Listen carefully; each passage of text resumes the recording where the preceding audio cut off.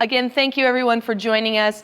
Greg and I are going to spend the next hour talking about hybrid events. And I joke that 2020, the catchphrase was pivot. The catchphrase in 21 is hybrid. And so we're going to talk about what hybrid means, what that entails, but also I want to set the table with the general expectation. Talking about a hybrid event in detail is not going to happen today. We only have an hour, and there's a lot of stuff to talk about and unpack. We're going to talk about the big things. We're going to unpack the big things, but also leave you with our contact information. So as you start to dive down deeper into these components, you know who to address with these questions. And so we're going to give you the high level. And then what we're hoping really for you to walk away with today is an understanding of if a hybrid event is right for your organization. Great. Well, in addition to those things, let's define some of these terms as we get started. Sure. So the very first thing that I want to talk about is auctions.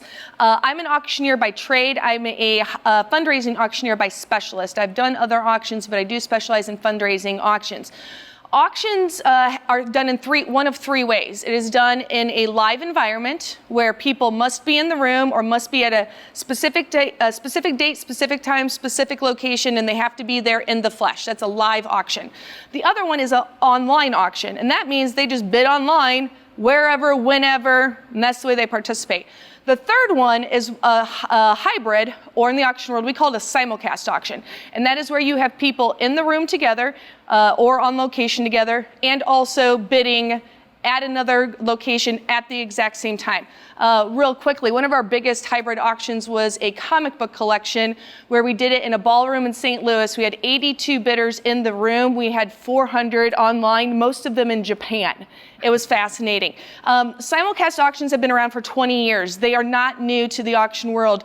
And in 2019, we don't have 2020 data yet, but in 2019, 92% of anything that was sold at auction was done in the online format, which equivocates to hundreds of billions of dollars in transactions being done in the online auction environment. Why do I tell you this? I tell you this because this is nothing new in the auction world. It's new in the fundraising world, and I'm so excited that it's finally integrating into the fundraising world.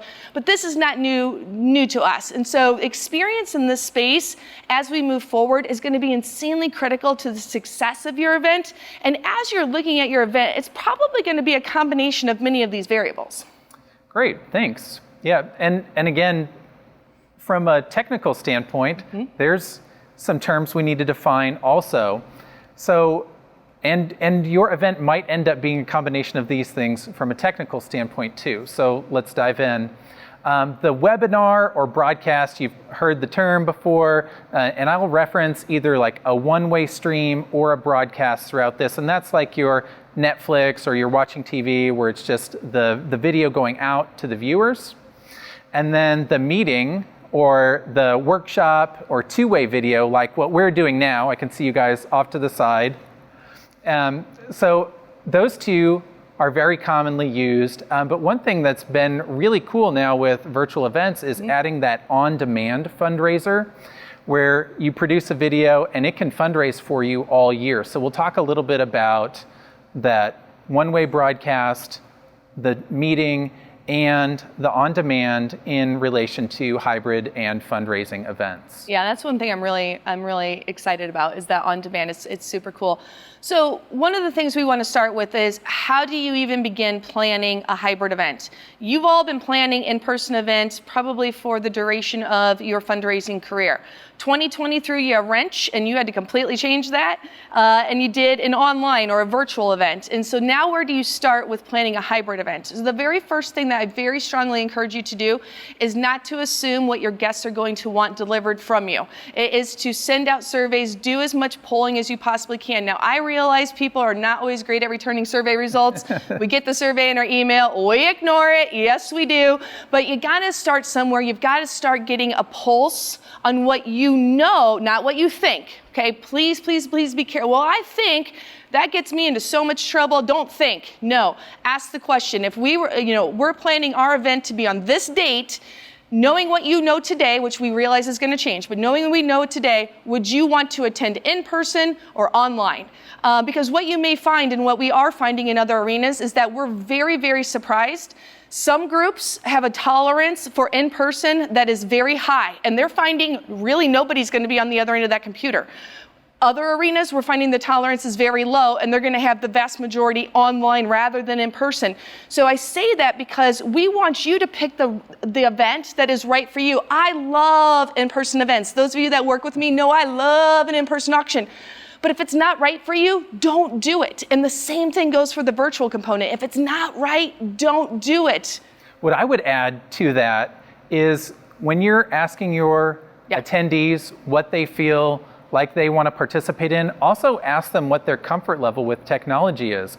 Are they going to be comfortable bidding on a phone? Are they able to watch the video stream from a TV or a computer? Is that something they're used to doing? Yes, it is. And thankfully 2020, one of the good things is that it sped up that learning curve. And so that's good. But you also, for it to be successful, the people on the other end of the computer or their phone or their tablet have to be comfortable with it as well. So step 1, ask. Step 2, once you know that, then determine which path is right for you. What's this going to look? I'm going to talk more in a little bit about how your live auction, silent auction, funded need, and raffles will differ in a hybrid environment. I'm going to stick a pin in that for right now. But once you know, we expect 50-50, right? 50% online, 50% in person, or 80-20, 80% in person, 20% online, or 20% in person, 80% online. Now you can begin to map out what's the rest of your programming going to look like. Okay, so depending on the size of your event, you may already have some of the things in place that you need to do a hybrid event or even a virtual event. If you are doing a larger fundraiser where maybe you've got big screens in your ballroom and you've already got a camera system, it may not cost you very much to go ahead and add that streaming component to your event. And the same thing with internet. If you're already doing mobile bidding, adding an internet line to your production is a lot less expensive than starting from scratch in that regard. And then your auction platform that I referenced earlier, it may also have the ability to put that video window in it, so you're not having to create a website from scratch either. So a lot of these components you may already have access to. Yeah, which is cool. From an audience experience, that in-person, going to the venue, getting your bidder number, and finding things to bid on very easily. We focused on that experience. What is walk-in for our guests going to be like? Your online and hybrid experience needs to be thought of the same way, where I'm going to go to this website and it's going to be really easy to get to.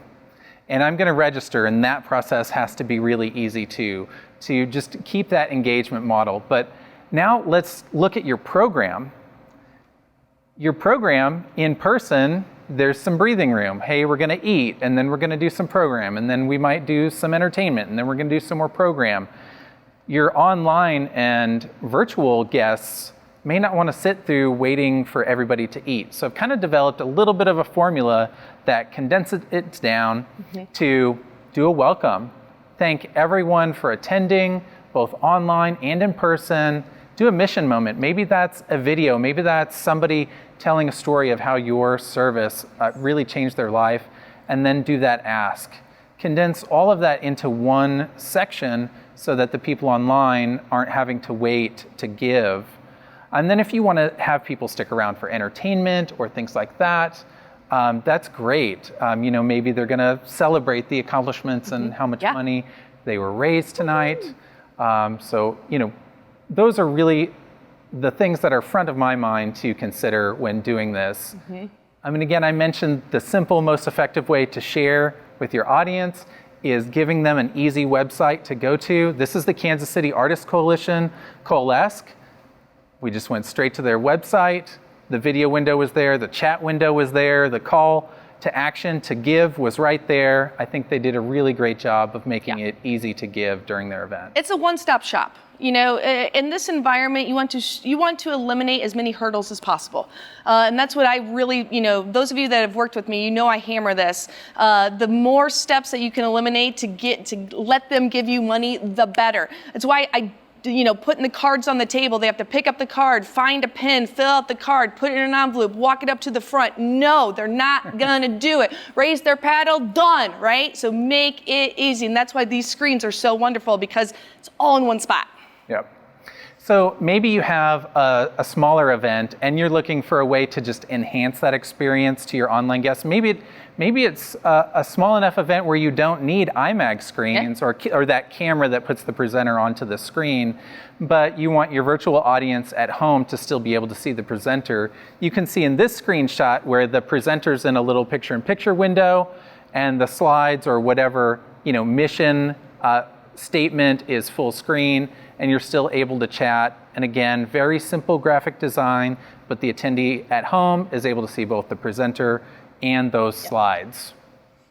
So cost versus attendee experience. In both of those, you kind of heard the two different scales. So if you're trying to do it really simply, really cheap, and you just put like a little streaming camera in the back of the room and you're hoping that the mic on the camera is going to sound good, it won't. Your stage and all the action is happening so far away from that microphone that it's going to be hard for people at home to hear, and they just won't have a good experience. So invest in a vendor relationship where they know how to plug in the microphones from the stage into the streaming system so that those attendees at home can hear. Because if you can't hear, there's no point. Yep. I tend to talk about this quite a bit.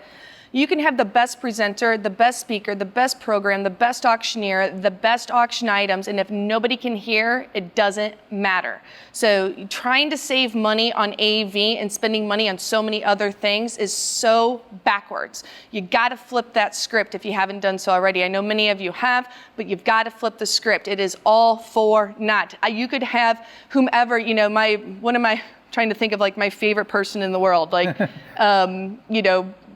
Matt Damon or whatever. I'm probably dating myself on this one, but like if I can't hear him, it doesn't matter, right? Like if I had to watch a silent video, if I had to watch his movies in silence, it doesn't matter. Same thing at your events. So you what? Oh, and I was just going to say, even for those that actually have a hearing disability, spending the money on captioning. We've done several events this year where we had captions right there so that all attendees, so it was more inclusive. Well, and also, I don't know about you, but as I get older, I turn on the captioning more at home anyway. So even for those of us that maybe aren't necessarily hearing impaired, but like to have that in, it's a nice thing. So that leads us into step 4, and that is go ahead and get your quotes. Get your quotes for your auctioneer, your auction software, your AV, and your other important vendors. I want to spend a couple of moments here. I'm an auctioneer by trade, so I'm gonna be biased, right? You should expect that. Here it comes.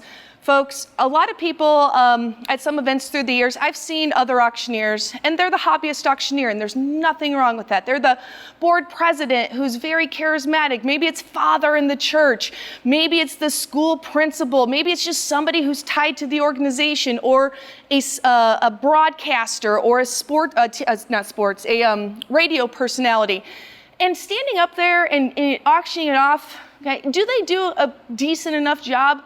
They do, okay? Do they do the best job? No, but do they get you through it? Sure. In this environment, folks, you are managing 1,000 more variables. You need somebody who knows what they're doing. You need somebody who has experience in this. We've done hundreds of these auctions.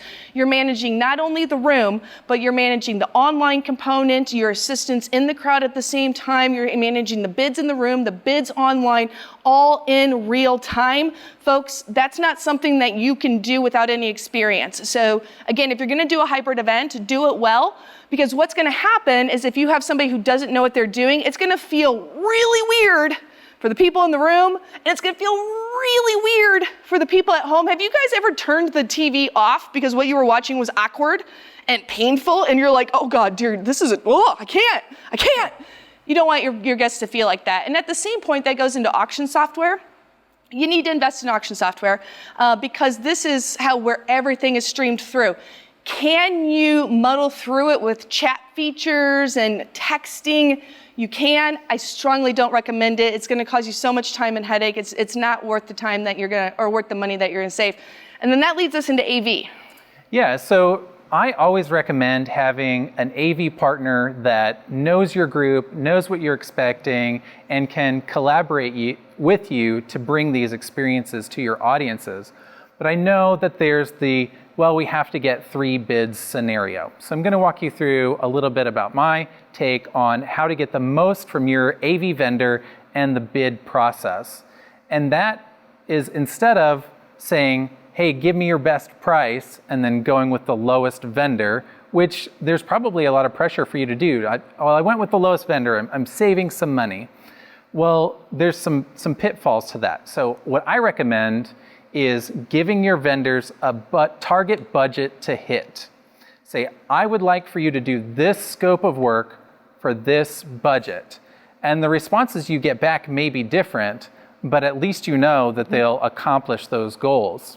Sometimes in the old model with just the give me your best price method, you end up going with the cheapest one just to find out that that vendor didn't understand that there was an element of your event that needed to happen, and now they're charging you more money, and you would have ended up paying, you've now ended up paying more when you didn't want to. And it might not even be the vendor's fault or your fault, it could just be misunderstanding.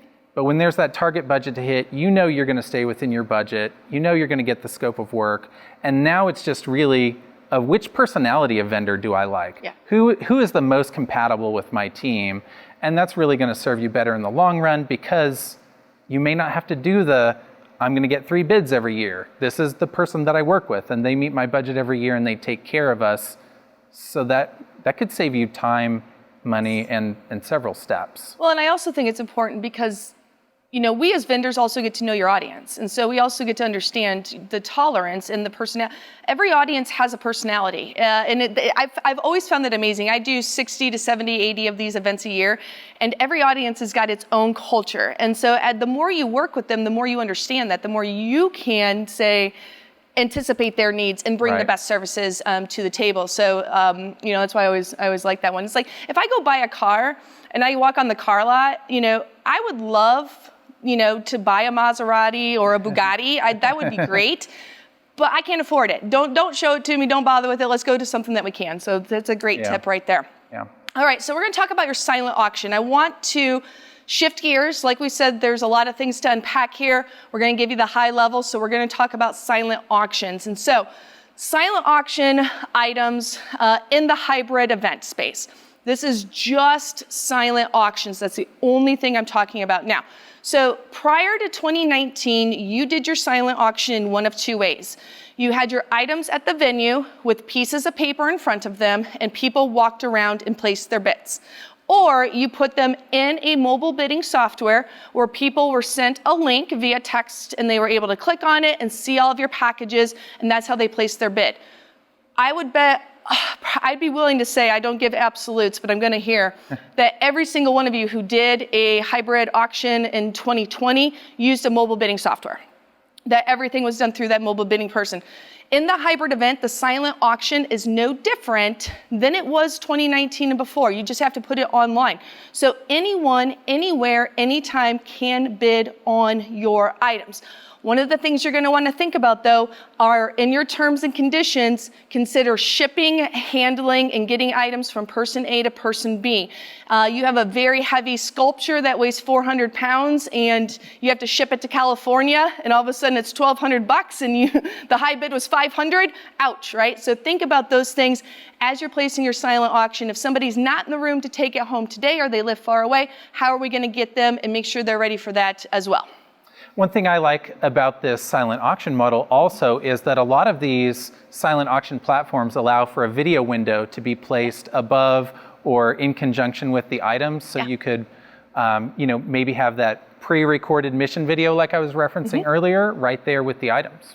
Yeah, and that's super cool as well. It's a great feature.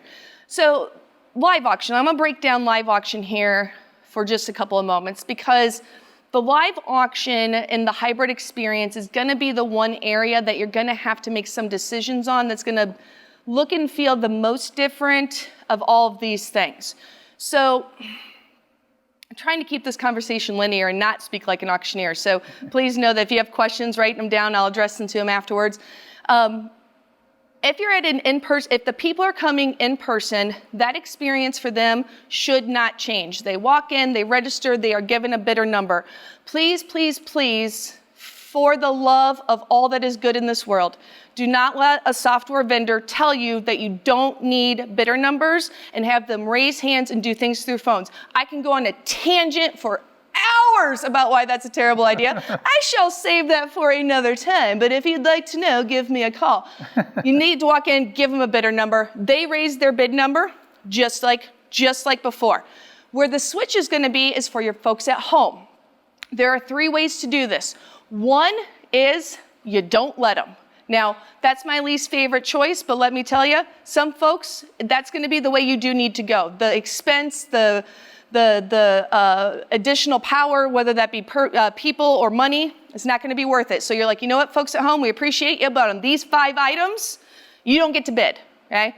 That stinks, but it is a choice. The second one is that you can use the software to take those bids. Now, we're going to talk about that in a second, and that is where people are bidding in the room and on the software at the same time.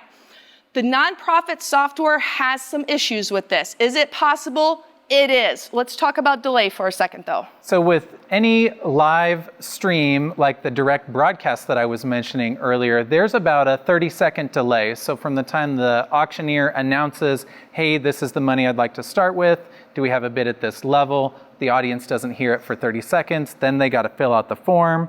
That takes some time. And then that, that process, that it cycles again. Yep. This meeting that we're doing, this 2-way video, has a little bit faster response, but to manage people raising their hands would just be very, very difficult watching it that way. So yes. Those are some of the challenges. Yeah, with just doing an introduction to the challenges. Yeah, that's challenge 1. Well, the others will tell you. Can you do it? You absolutely can. Are there ways to do it? Absolutely. With using the software. But the reason why it's a wild card, and this is the reason why I actually don't recommend the software today. Now, please note that I'm saying that today. The technology is changing, things are changing, but as it stands today, is that it's not a 30-second delay once. It is a 30-second delay every single time somebody on the other end bids. So right now I see Tori, right? So if Tori is bidding online and Greg is bidding in the room, and it's these two going back and forth, let's say she bids 6 times, that's 3 minutes. That is 3 additional minutes because it took 30 seconds. And I gotta wait and see if she's gonna come back to me. And we have found on average, it's an additional 5 minutes per auction item if you allow bidding. Yeah, right? Wow. Do you know who wants to do that? Not me. You have just even a small live auction is 6 items. That's 30 additional minutes. Folks, I love me an auction. Not for that long, you're gonna lose them. So what you can do instead, these are the ways that I would recommend, again, with today's technology, is that you utilize phone bidding or absentee bids. Now, I'm not gonna get into the logistics of how that is done, but it is a wonderful workaround. If you've ever watched or heard of the auctions at major auction houses, Christie's, Sotheby's, those types of places, this is the method they utilize. It's very simple to do. I will walk you through it. And I personally believe that's the best way to get that interaction, so that you're not leaving money at home, you're not excluding the people at home. They can bid as well, but it also keeps the program moving. Yeah. Okay, so we talked a little bit about live auctions during those virtual events, and now putting those into the hybrid context, but what about fund-a-need? Yeah, so fund-a-need's my jam. I love me a good fund-a-need. And we're going to talk about a little bit more about fund-a-need, but how it's executed. It's very similar to the live auction. So again, when people come in person, they register, they're given their bid card during the paddle raise. Folks, if you're able to give it at our $5,000 level, please hold your bid card in the air and allow us to acknowledge your gift. Thank you, bidder 101, 102, blah, blah, blah. It should be the exact same. Again, do not let a software vendor talk you into getting rid of bid cards. Do not. If you want to know why, call me. Don't. There's a lot of reasons why. So that process is the exact same.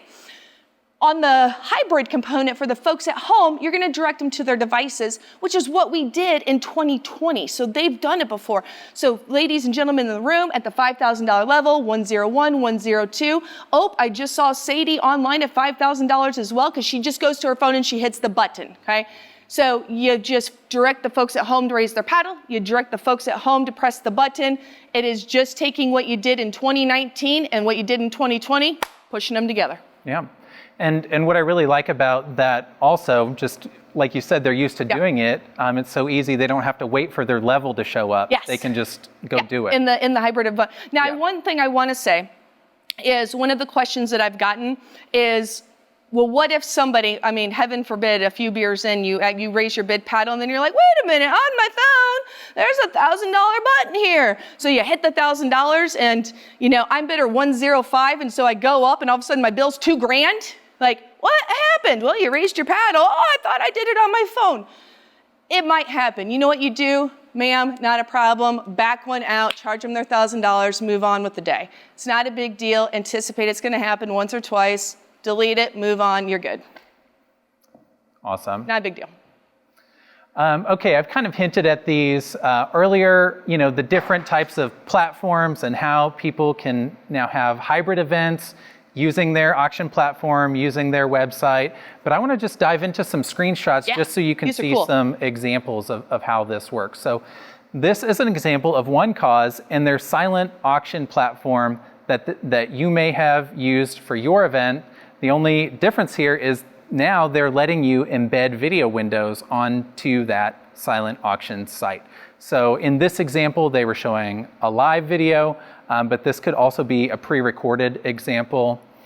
For Catholic Charities, for the platform is called Snowball. I was thinking of the event Snowball, sorry.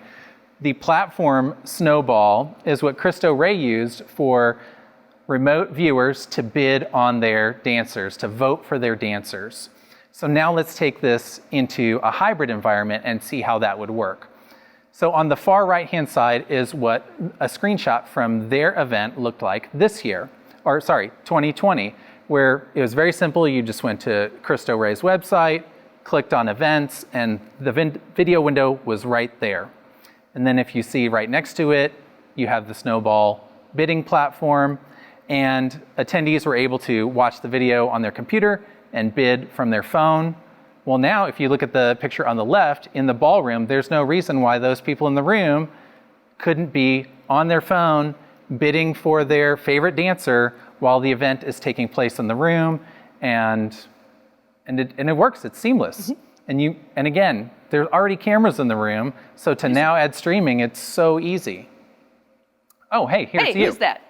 So this is an event we did for KU Alumni Association, and Trisha helped out doing the auction there. And so this is One Cause's virtual event center. And what's a little bit different about this versus the silent auction is that this platform allows for raffle, fund to need, all of the different types of auctions, but it also enables video windows and chat windows. So on the left-hand side, you can see the video windows up at the top, the chat is on the right, and then all of your different things that you can, different ways to give are at the bottom. And then on the right-hand side with Trisha, that video window changed from that holding screen to now she's leading the audience through the auction piece. Yeah, and that would just be if they were in the room, that's what the people in the room would be seeing. They're just taping it and streaming it out so that the people online and in the room are seeing the same thing. And just that software for the people at home, it's just all in one screen. So it's just all there. They can do it all in one. And even the people that are in the room don't have to hit play on the video button, but they can still chat. So you could still use the same platform, and the people at home can be chatting with the people in the audience. In the audience. Yeah, that's a great thing. I want to stress the chatting is just not for the folks at home.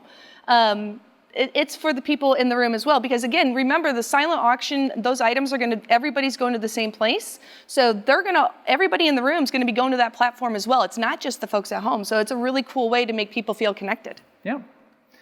For the on-demand, again, this, we did this, or we saw this a lot in 2020 with virtual events where you have the on-demand video in a window referencing Kansas City Artists Coalition again. There's no reason why this couldn't be the video recording from the program from your event. So if you're not going to stream it live at the event, you can still record that condensed program where you're not having to wait for dinner. That video could live there and continue to fundraise for the people that weren't able to attend in person, and they have a nice consolidated program. Again, very easy to get to this page. I love it. Okay, so now with streaming, new technology has come out. There's, on the left-hand side, you can see a picture of a very simple tech table. There's a computer, a little streaming switcher, and a mixer. This is the most basic setup that you can use to stream out. And a lot of times, we use this here at HMXLive for just streaming out a copy of whatever's on the screen, like for smaller breakout rooms, the slides, make it to the audience. I think I just tapped my microphone. I'm sorry for everybody who's listening with headphones. So basically, this setup is low impact, it's low cost, and it's a very efficient way to add streaming to your event. And again, on the right-hand side is a picture of our studio, but you might have some of these elements already in your room where you might have an LED backdrop or some sort of backdrop on your stage. You might have screens and cameras in there already, and maybe a little bit more advanced setup. And the switcher that we use has streaming built in, so sometimes it's not even extra equipment, it's just that internet line. So it's very easy to add this streaming into your programming. And I want to interrupt you. Can you go back to that real quick for me? Absolutely. I think that, because see, I'm not a tech person. I'm not, anytime anybody asks me an AV or video, you know what I say. If you're my client, call your AV person. Don't ask me, I don't know the answer.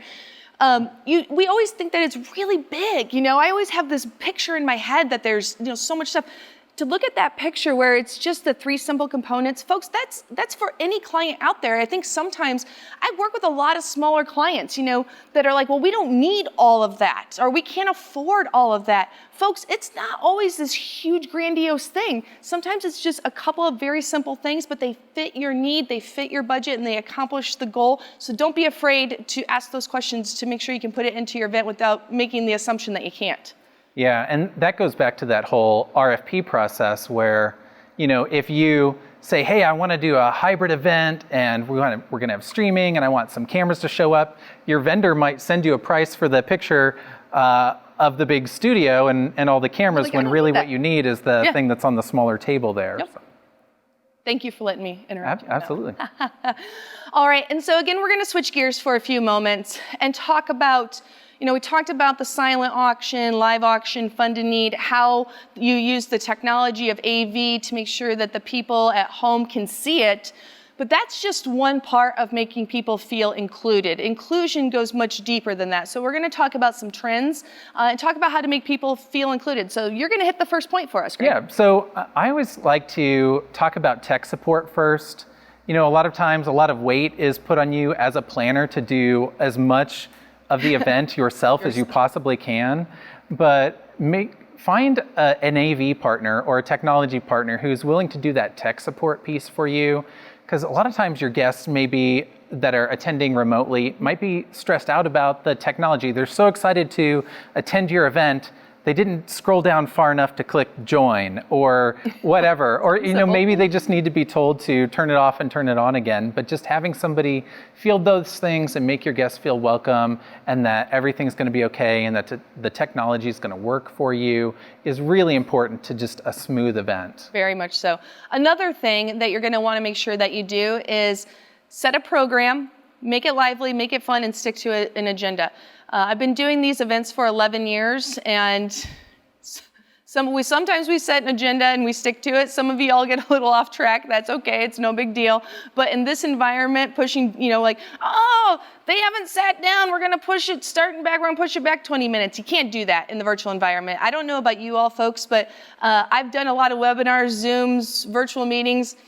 When it says it starts at 6:30 and it becomes 6:32, you start to freak out and be like, what's happening? Why isn't anybody there? Am I in the right place? So you can't delay this. You have to set it, and that will make the people at home be able to follow along with you, because if you push it back, you're going to lose. They're going to shut it off and they're not going to pay attention.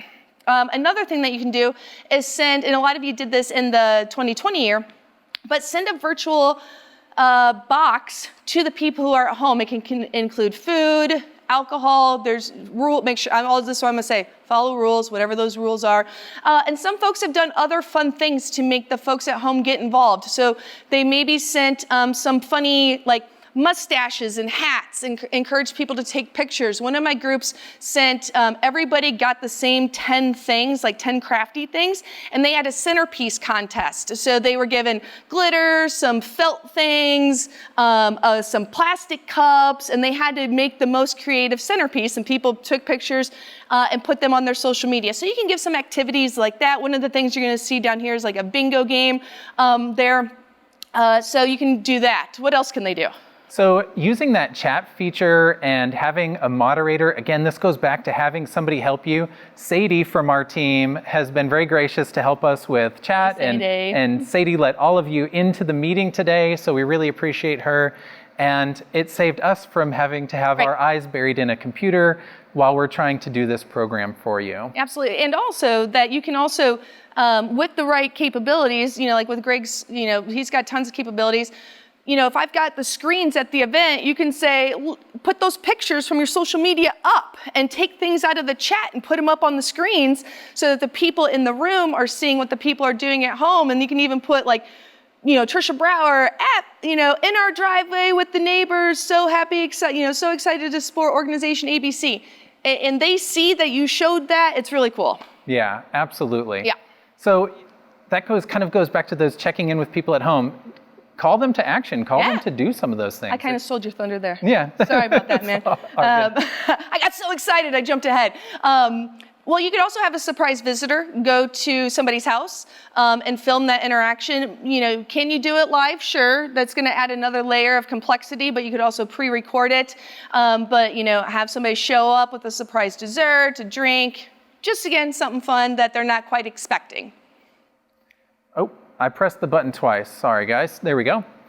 You can also do the Zoom call afterwards. And I know you've done this quite a bit. I haven't been part of it, but tell them what that looks like. So we've used Zoom in conjunction with our virtual events in a couple different ways. So the example that you're seeing on the screen here is for Bridging the Gap, and they actually used a Zoom meeting as a VIP watch party. So the regular attendees watched on YouTube, and then this separate call, and you can kind of see in that picture on the right-hand side, the program window is fed into the Zoom with the same kind of like our two cameras are feeding into your Zoom and how you're watching us right now. So all those attendees that are in that VIP box, they were able to chat with each other and enjoy the event together.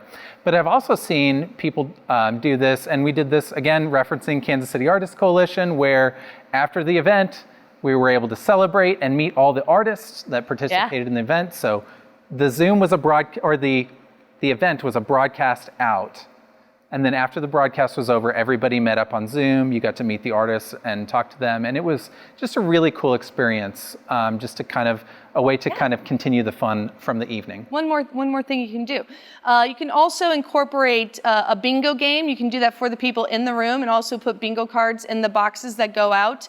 I've played auctioneer bingo before because there's, I haven't done it a ton, but it is kind of fun. I have various phrases that I always say. So we had bingo cards made up, and it was the first person who got auctioneer bingo I gave a prize to. It was super fun. If you've ever worked with me more than 1 year in a row, I have standard jokes. So I know what I'm going to say, and that was really fun. But you can do the same thing with your organization. So you can put the name of the organization is your free spot, and then the executive director's name or volunteer of the year awards name or just different things. You can also incorporate polling or trivia, and you can do that so people at home and in the room, right? Yeah. And again, have somebody else manage that for you so you're not trying to do too many things at once. Yep. You want to have social media. You want to have a strong social media plan. You want to have a strong social media plan leading up to the event, during the event, post-event as well. One thing that I recommend, again, it can be time consuming, but it can make the world of difference, especially if your list isn't too long, but let's say you have folks who you have signed up virtually, you know who those people are, call them that morning and say, Hi, Greg. Saw you signed up for the virtual program. Again, a reminder is going to kick off at 7. Is there anything you need from us? Any questions? And they just appreciate that touch. Honestly, 9 times out of 10, we don't pick up phones for numbers we don't know, so you're probably just going to leave a lot of messages, and you're not going to hear from them. But the fact that you called and left a message is still going to mean a lot to them. Yeah, absolutely. And we could go on with some other ideas. We want to keep the program moving, but there's a chat down here. Those of you that are here, if you've got a cool idea of something you've done or want to share with the group, type it in the chat. Like we want you to hopefully not only take ideas from us, but ideas from each other as well. So if you've done something cool or are going to do something cool, share it with the group. Cool. All right. So. All right. Oh, other things that we're going to talk about. All right. How to also talk about trends. So this isn't just about inclusion. We talked about how to make people feel included at home, but we want to talk about some trends also as well. The first one that I want to stress, and I cannot stress this enough, is placing a superb focus on your fund need. There are a lot of people who put a lot of blood, sweat, and tears into silent auctions. This might sound that I'm anti-silent auction. I am not, but silent auctions are very labor focused, and they take a ton of time. You have to go get the item, procure the item, move the item from your office to the venue, either take a picture of it to put it in the mobile bidding software, get it to the person, all for an average of what data tells us is a 63% return of retail. So if it's a $100 item retail, your average rate of return is $63. That's not a good rate of return, folks. Now, there's a place for them. You should still have them, but for every 1 minute you spend thinking about silent auction, I want you to spend 2 minutes thinking about fund to need. People have been spending time at home. We're going to talk about what they want to bid on, but the silent auction stuff tends to be more tangible things. It's the stuff for the house, it's baskets, it's this. I don't know about you, but I cleared out everything in my house. Did you do that? Or your significant other? It's cleared to a spot. Yeah. It's still there. It hasn't left yet. Yeah, we got to take it to the night. At least you're getting there. Folks, we don't want the stuff, right? We want to give. In addition to that, one of the things that we know is that everybody was impacted by 2020, but not everyone was impacted the same way, and not everyone had a negative financial impact. A lot of folks who are attending fundraisers that have the financial ability to support your cause anyway, more than likely did not suffer a negative financial impact in 2020. If anything, and what a lot of research is telling me right now is that those folks are better off financially now than they ever have been. Various banking resources say that the average American has 17% more in savings than they did in 2019. We haven't been spending money, and we want to feel good, and giving feels good. I don't want to buy a whole bunch of board games. I want to give you my $250 and go on about my day. So focus on fund to need. Put in your budget resources for fund to need. I think videos are the best. If you have a budget for silent auction and no budget for fund to need, you need to flip-flop that right now, right? Okay, so there's that. Soapbox. Hang on, let me step off of it. Okay. What do people want to bid on? Travel, travel, travel, and experiences all day long. That's what people want to do. Right now, people are researching travel. Airbnb, various websites are talking about that there's going to be a travel boom. It is coming. Airbnb is expecting a 32% shortage of rooms in 2022. So there is a boom that is coming. People want to travel. The number one destination that is being Google searched right now for travel for residents of the United States is Mexico. So people want to, they want to go somewhere. So international travel and Mexico is what people are looking for. Right now, we don't have any data to tell us not to look at European travel or South American, but my gut tells me to stay away from those, just like cruises. I wouldn't maybe, I don't know if anybody wants to get on a Carnival cruise ship right now, so stay away from those, but they want to travel. Make sure you invest in software and your mobile communication. Folks, that is where you're at. I've worked with some of you, those of you who signed up. I went to a lot of your websites on my phone. Some of you have some work to do. Again, when you're looking at it, it's an overall trend for fundraising. People have to be able to use your website, make it friendly. Events are going to look a little bit different. Talk about that. Yeah. So from collecting everybody into the ballroom, is fun, and we're used to doing that. We have a comfort level with that, but we've now been challenged by, hey, what if we just revision our event? And so we've kind of seen a trend towards non-traditional event spaces. One of my favorite non-traditional event spaces is the Lex at the Kansas City Convention Center. And if you haven't heard of it, it's the lower exhibit hall. It's underneath Municipal Arena, and it's not that red column room that you're maybe thinking of. We actually painted all the columns gray. There's LED lighting in there, so you kind of walk in, it's already decorated. It's a really cool non-traditional space to have a gathering, and even some of the people on this call are using non-traditional event spaces, like we're going to a warehouse and a corporate headquarters for their fundraiser, and it's just really cool to see, hey, what if we have a gathering? What if there's a celebration? What if we can fundraise? But let's do it someplace where people can really get to know us. And what better place than our office? And that's so true. And in other outdoor spaces, again, right now, we don't know the tolerance level. We don't have the data to tell us exactly where everybody is at. I just know from our personal experiences, people in your life who are very conservative, and then people who are living like it's 2019, man, and like everybody in between on that one. And so some folks are doing outdoor events. They're doing them at drive-ins. There's some down in the West Bottoms that has some outdoor spaces that have been zoned, and you can have alcohol, and so that's wonderful. I feel like I've talked a lot about the importance of AV, but again, more than the importance of me, but I can't stress this enough. If you're gonna do an outdoor event, you have to beef up your AV, because there's no walls, there's no ceiling, there's no floor to contain sound. It just rolls on and on and on. So for however much sound you think you need, you probably need 2 to 3 times as much. That's why it's so important to have an AV partner, because again, you can do all of this and have this great outdoor event, and if nobody can hear, you're gonna really have a negative financial impact on that one. Storytelling is gonna continue to be important. What are your thoughts on storytelling? Again, I referenced what we talked about with condensing your program and having that emotional tie. Telling a really good story and then asking people to give, just condensing that, I think really goes a long way, because that material that you make, that video that you make, can live on and have other uses besides your event. Absolutely. Making sure that everyone, another trend that we're going to continue to see, and I think see more of, is making sure everyone who comes to your event feels that they're important. And you can do that in a variety of different ways, but whether the person is giving $100 to your organization or $100,000 to your organization, we want everybody on that entire thing to feel like they made an absolute difference. And so finding those ways to make sure that everybody, regardless of what their donation was, feels good.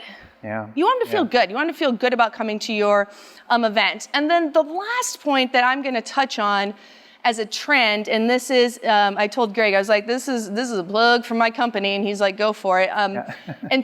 So as the years that I've been doing this, one of the things that I really work to do is to make decisions based on data and not assumptions. Like, well, we think, and I'm like, well, let's not think, let's know. So we've tracked data through the years. We know what's going to perform well in live auctions. We know what's not. We know timing, blah, blah, blah. But one of the things that I noticed was that, let's say that Greg is bidding in the live auction, and I'm bidding against Greg. And Greg is bidder 101, and I'm bidder 102. And the auctioneer's going back and forth, and Greg wins the vacation for $5,000. Woo, he's going to Hawaii, congratulations. The organization knows who Greg is because he's registered, it's 101, they see that he spent $5,000. But what about the person who bid against him? What about the people who bid against him? They showed they had money. What are you doing to connect with those people? So I started noticing this over the years, and I thought, I think there's something here. So in 2019, I actually piloted a program. I didn't really tell anybody about it because I didn't know if it was going to work. I was like, well, maybe there's nothing here. Maybe there is. We're just going to do it. I started to employ a couple of data analysts. We did a couple of different things. One was that we recorded live auction bids, all the bids, not the winning bid, all the bids. We recorded, we got the silent auction bid sheets or the mobile bidding. And what we did is that we said, okay, you know who won, but here's a list of all the bidders. We don't have their names, and that's okay. You have their names because they registered. But I'm bidder 102, and I demonstrated I had $4,500 to give you. You need to make sure you figure out how to get my $4,500. So we give a report afterwards that says, by bidder number, the highest amount of financial contribution they demonstrated that they could make, how much did they give you, what's the difference between the two, and then we also assigned engagement scores, because not all things are always measured in dollars. So you might have somebody who isn't a high spender, but bid a ton in your silent auction. They bought the wine pole, they did other things, and they were really engaged. They don't have the high dollars today, but it allows you to cultivate the relationships to turn that $100 donor into a $250 donor, to a $500 donor, hopefully into a legacy donor, and they leave you in their will. Like that's what we're hoping for. So I saw those trends. It was so exciting. Some of you on the call came to my meetings in February because I was like, we're doing this, we're rolling it out. And then we never did it. So I'm excited to bring that back in 21 because that data, I truly believe, is not only going to change your events, but it's going to change your ability to fundraise after the event. I don't want your event to be a singular event where it's a one-time thing. I want us, my team, to bring to the table information that you can use the other 364 days to get, because you need those funds. We know they're there. Who are they? Go get the relationship going with them. So thank you for letting me plug that, because it's so exciting. Absolutely. Yeah, so exciting. Well, I want to make sure that everybody has our contact information. So I've put this on the screen. You can screenshot it, or we can leave it up there for a little bit. But this, I just really thank you guys for coming together with us and talking about these things. So this is kind of the transition to where we are going to open up the floor. If you have questions, Sadie can kind of help facilitate who gets to unmute their mic, things like that. Yeah, I would just say if you have a question, just type question in the chat box, and then Sadie, you'll see their name, and then you can just go and mute their mics in order that you see them. While we're waiting for any questions to come through, I had one given to me before, so I'm going to start with it, and that is ticket prices. People were asking me, how do you price your tickets in the virtual event space versus the in-person space? Here's my 2 cents, and again, if you're on the call and you have ideas that you want to share, please drop them in, because there is no one size fits all when it comes to this. Honestly, you can do whatever you want. What I would say, the trend that I'm seeing is this. One is that the in-person ticket price hasn't changed, meaning if you charge $75, you're probably charging somewhere around $75. If you haven't raised your rates in a little bit, folks, raise them up. Okay? Nothing costs the same now as it cost in 2016. If you haven't raised your ticket prices since 2016, raise your ticket price. But how are you pricing your virtual ticket?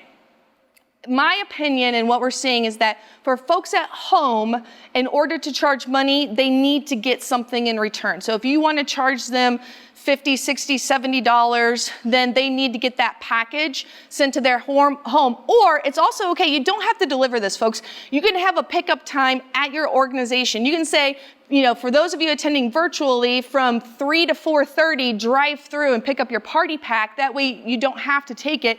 People will come get it. Trust me, they did last year, they will this year. And then you can charge a ticket price. I would say it's going to be the cost of whatever is in the box, plus whatever you feel reasonable premium is. So if the box costs you $40, you can probably charge $50. If the box costs you $50, you can probably charge, $60 or whatever it is, and make a little bit of juice on that. If you're not going to give them anything and they're just getting access to the program, I personally think it's hard to charge for that. I would say you could put a recommended donation, but if you're not going to give them anything, I personally would just give them a link, because the goal is to get them to bid in the online auction and give them the fund to need anyway. So you're not out anything if you don't. So there's that first question. So anybody else? Yep. All right. Nobody is jumping up and down with a question that I can see. Not yet. That's okay. We just want to thank you for coming. If you have follow-up questions or you want to deeper dive into these conversations, give us a call. Yeah. One thing, I know that Greg and I talked about this independently. A lot of people have been kind of waiting, what are we going to do? And I don't blame you, because I don't know. It's been wonky, it's been wacky. But as we start to pull out of this and we're seeing a lot of people really feel comfortable that the fall in-person events are going to happen with a hybrid component, folks, if you want to do that and you haven't started securing your major vendors, you need to do so now. My fall, honestly, has never been busier. Thank the Lord, because I miss my job. Even some of you on this call know, like, hey, are you available? I'm like, I'm not. We're getting double, triple, quadruple booked. I know they only have so much video equipment. There's only so much space out there. There's only so many caterers. So when you're thinking about this, start getting your major players in person, because there's a demand and it's coming up very fast. In addition, you just a switch flipped when you said, like, hey, get your vendors, but get your venues and get your dates, and make sure you're not stepping on a competitor's toes. I know, May is full with graduations, and we're seeing other months fill up with various other things. So getting in the space first, locking some stuff in. Yeah, if you're going to commit to doing it, just pull the trigger. Right. And another trend, this has been a trend that's been happening on the coasts for 10 years. We've been a little slower to adapt in the Midwest, but I think that necessity is again going to kind of push us in there. Oh, we got to hang on just quick, so I'll finish this and I'll turn it to you, Sadie. Is you don't have to have an event on a Saturday night. Right, folks, get it out of your head that it has to be Saturday. There are 6 other days of the week that you can have an event. Don't be afraid of them. Don't be. Sadie, do you have a question for us? We had a question from Pam. Pam, do you want to go ahead and ask that one out loud? Sure, happy to. So one thing that I've been hearing a lot in attending these webinars has been focusing on the funded needs, and when you're not in person, you miss that competition around the table and that camaraderie, and just lots of people, said, we're still not getting the total dollar amounts that we have in the past, of course, when we were in person. Do either of you have recommendations, thoughts on how to, get the most out of those funded needs? Go ahead. So I really like something that you've been doing is when you've seen the levels come in through the system, where you recognize those people at whatever level they're in. And I don't know, it's like the magic in the way that you work. It's exciting because you're like, oh, this person did this and that person did that. And I don't know if you want to expand on that. I do. And Pam, that's a great question. It is a hard question. So I'm just going to shoot it straight on this one. I'm really good at getting people to give me money when I'm standing there looking at them in the eye. It is hard to tell me no when I'm looking at you in the eye, but right now I can't see your face. It is hard. In addition to that, you can ignore me, right? Like, all of a sudden, people online, I can't see you. All of a sudden, you're gone. What happened to you? So I don't have any magical tips and tricks, Pam. I wish I do. I'm going to keep thinking on it. I'm going to keep picking the brains of other auctioneers that I have. But I will tell you this, there's extreme power in a phone call. And so it may not be just getting them to give without any legwork on the organization's part, because it's hard. It's easy to ignore things. It's easy to get busy and not pay attention. And this is what people say, oh, I'll get to that in a little bit. And then they forget. And you follow up with that phone call or the email afterwards. Pam, thank you so much for attending virtually. We really, we missed having you in person. We hope to see you soon. If you haven't given to our funded need, here's the ability to do so, and hitting them as individuals and not as a mass group. We'll also probably see that tick up. That's the only great thing I have today for you on that one. And it's also sending out the success of it afterwards and sharing how well they did and wanting to increase. It may not happen in the moment, but you can do some of those things afterwards to get them excited and want to contribute. Great question. All right. Okay, so we do have another question from Steve. Steve, you want to go ahead? Sure. Hey, thanks, Trisha and Greg. Appreciate this time. My question was around the charging of the virtual participants. Everybody knows this is a fundraiser for us. So if they may or may not feel comfortable participating in the fund need and the technology and the components that are going to be happening that night, why not charge a ticket price? I think you absolutely can, Steve. I think you have to know your audience and know your people. And I'm not saying that you shouldn't, but also people may not also want to pay $25 or $50 just to get access. Like what am I paying for? Access. What do I get with that? So maybe it's still charging them something, but presenting it differently. Yeah. Maybe the access is free, but you're supporting it in another way. I would play with your wording, Steve. I think you absolutely can. Some of my groups, I'll tell you this, some of my groups were like, it's X amount of dollars and you're not getting nothing. Like you're getting the link. And it worked well for them. You know, the tolerance is going to be a little bit different. I would talk with your board and talk with your committees and brainstorm how you feel your group is going to best respond. You're right, it's a fundraiser. Absolutely. Now, see, I'll charge for anything. If you get to know me well enough, Steve, I'm like, if you can charge for it, do it. At the same point, you don't want to spend pennies to lose dollars. Great question. Cool. That was a great question. Yeah. Cool. Well, we're at our hour. We have 30 seconds left. Oh, I saw Sadie raise her hand. Let me real quickly. Okay, those sorry. of you that have to go, please feel free to jump off. We appreciate you so incredibly much for spending an hour with us. Again, stay in contact on LinkedIn, our websites, sign up for our blogs, whatever it is. If you have to go, thank you for coming. Those of you that want to stay for the final questions, you're invited to stay as well. Sadie. So we had a question from Larry. Larry, do you want to go ahead? Hi, Larry. Hi, how are you? We've already set up on BidPal, which is the One Cause bidding program. And we've used Zoom in the past to broadcast live portions of events. Could you go into a little more detail on the pros and cons of using Zoom to broadcast in a hybrid event, the virtual portion? Okay, so the pro would be it's easy and people know how to use it. I think that's really what Zoom has going for it. But I think you lose a lot of control. Like you would have to have somebody, like Sadie has graciously agreed to manage all of this for us, keeping everybody's microphone muted and things like that. But when you're trying to execute that timeline that Trisha was talking about earlier, where you have a concise program, you're doing things when you said you're going to do them, it's really almost a better solution to use a broadcast platform where you're just sending the stream out. That way there's no risk of interaction or disruption by the attendee. And that could be as simple as broadcasting to YouTube instead of Zoom. Mm-hmm.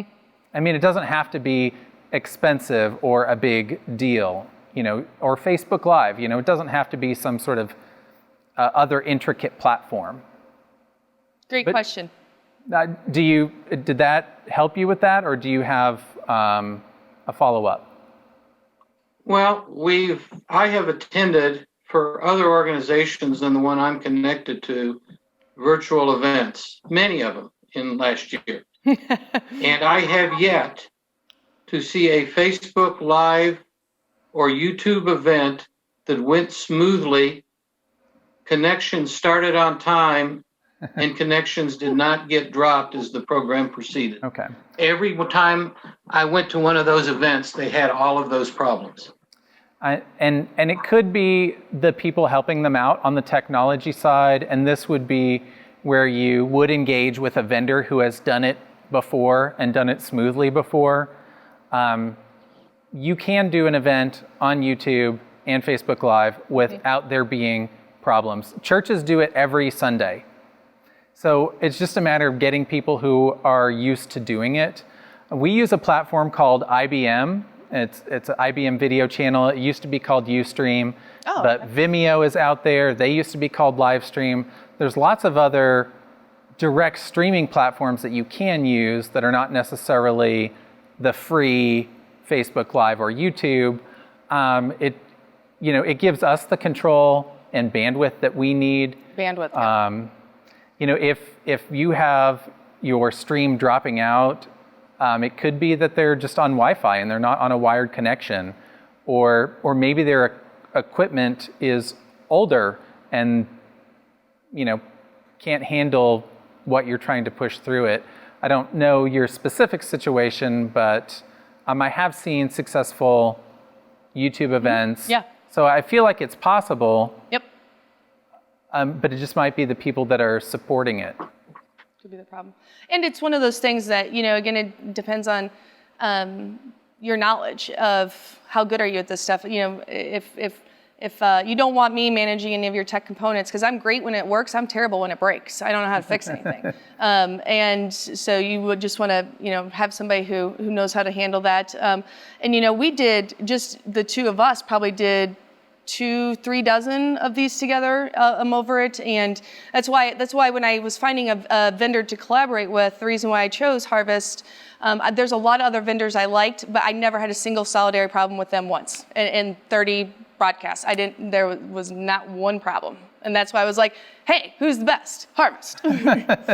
Thank you, Trisha. I did not pay her to say that. No, I just appreciate her. But it's true. I appreciate her for saying that, for sure. Anyone else?